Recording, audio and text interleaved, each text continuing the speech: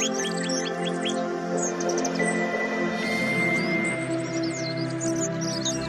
morning tips mga kamag. Kumusta yung undas nyo kagabi? Alam ko pare-pares tayong napuyat dahil sa binisita natin yung ating mga mahal sa buhay.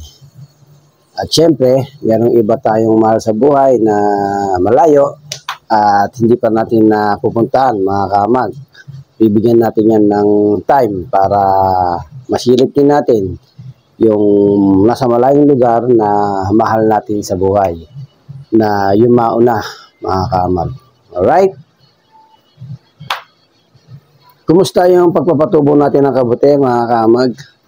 Ikaw ba ay nagnanais na pumasok sa larangan ng mushroom farming? Huwag ka na magdalawang isip mga kamag. Andito ko para alalayan ka at kung ano man yung aking natutunan sa larangan ng pagmamashroom ay pwede kong ma-share sa iyo mga kamag.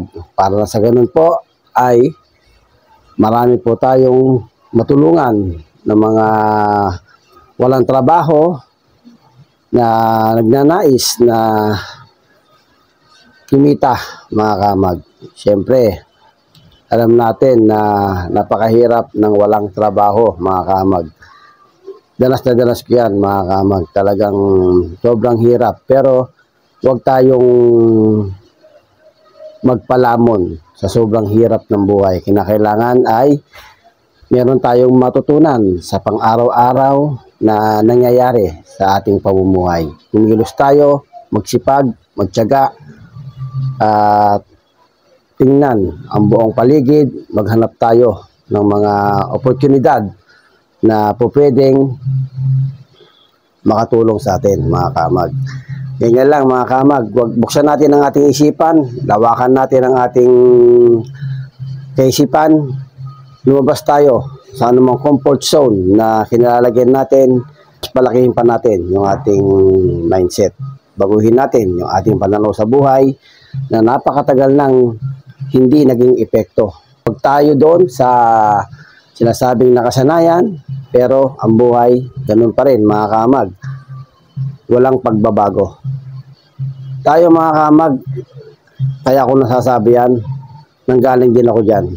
Sobra. Hindi ko nga akalain na itong dating isang batang palengke, batang lasangan, vendor nung araw, ang daming sinubukan trabaho. Hindi ko nga akalain na magbago kahit konti. Hindi ko naman sinasabi na ako stable na. Ang sinasabi ko lang mga kamag, sineshare ko lang sa inyo yung pagbabago. Yan. Kinakailangan may magbago mga kamag. Sino makakapagbago nun kundi tayo rin? Tayo ang gagawa ng paraan. Huwag tayong hihinto. Huwag tayong titigil. Patuloy lang tayo sa paggalaw. Saan ba nanggaling yung mga nagtagumpay na tao? Kagaya nila Henry C., Ramon Ang, at yung iba pang kilalang mga tao na successful. Galing din sila doon. Galing din sila doon mga kamag. Hindi sila huminto, hindi sila tumigil. Patuloy ang kanilang pagsisikap at pagtatrabaho. Lawakan natin mga kamag yung ating pangarap. Huwag nating limitahan, huwag nating iksian. Kung mangangarap ka, lakihan mo na mga kamag. Alright mga kamag, gawin nating inspirasyon yung mga taong mga successful. Huwag nating kainggitan, nating pag-isipan ng mga negative. Matuto tayo sa kanila. Yun ang dapat nating maging mindset. Sana all, sabi ng iba. Sana all talaga. Mas maganda maging sana all lahat eh. Pero, nagsalita ka ng sana all, ano ginawa mo? May ginagawa ka ba? May pagsisikap ka ba? May pagtatsaga ka ba sa trabahong maliliit? Kontento ka na ba sa contractual? Yan mga kamag. Ulitin ko mga kamag, kaya ako nasasabi yan, galing ako dyan.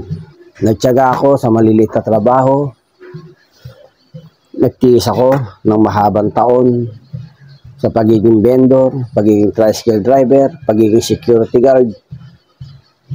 Pero meron akong napala, mga kamag. Ganun lang yun, mga kamag. Basta samahan natin ang dasal at paniniwala sa sarili.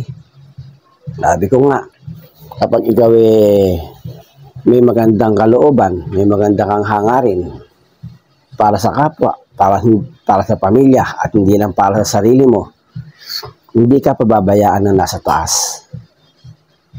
Mararamdaman mo na lang, unti-unti kanyang itataas at unti-unti kanyang babaguhin. Unti-unti niyang babaguhin ang buhay mo, mga kamag. Maraming eksperimento na binibigay sa atin ang Panginoon Diyos. Yung eksperimento na yon, mga kamag, kailangan din natin kumilos, mga kamag. Huwag tayong aasa lamang sa isang eksperimento na pinadala ng Diyos, pero kulang naman tayo sa gawa. Kulang tayo sa pagsisikap. Kulang tayo sa pagtitiyaga. Ang buhay, mga kamag, ay hindi magic. Maliban lamang kung tatama ka sa loto, pwedeng magbago at maging milyonaryo ka kagad, mga kamag. Pero bilang na bilang yun. Hindi mo pa mabibilang kung ikaw nga ay mapapabilang doon. Mas maganda, mga kamag, ikaw ay magtiwala sa sarili mong pagtitiyaga, sa sarili mong kakayahan, sa sarili mong determinasyon. Yan. Tuloy-tuloy mo lang yon, mga kamag. Kinakailangan meron kang target every year eh. Kinakailangan next year, ano kaya ang susunod kong gagawin? Kinakailangan may maganda uli akong development. Kahit maliit, mga kamag, kahit maliit, na kung yung nakaraang taon ay wala ka nun, tapos natapos at dumating ang bagong taon, nagawa mo. Taon-taon, mga kamag, kinakailangan meron tayong kahit konti na pagbabago.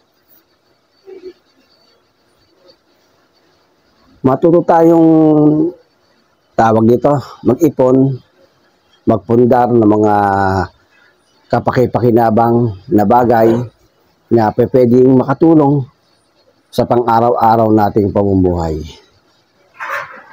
Iwasan natin, mga kamag, ang bisyo na pwedeng maka-epekto sa iyong pamumuhay, sa iyong pamilya, sa iyong sa pang-araw-araw mong ginagalawan.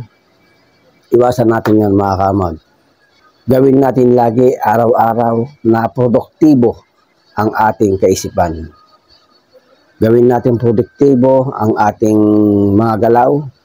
Isama natin ang ating Panginoon Diyos sa bawat tugto ng ating buhay, mga kamag. Alright?